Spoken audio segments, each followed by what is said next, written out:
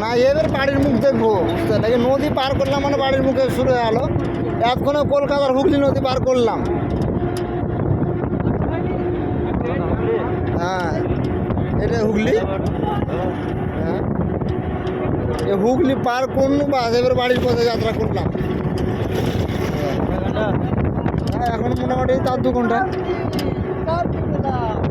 নদী তো পার করলাম।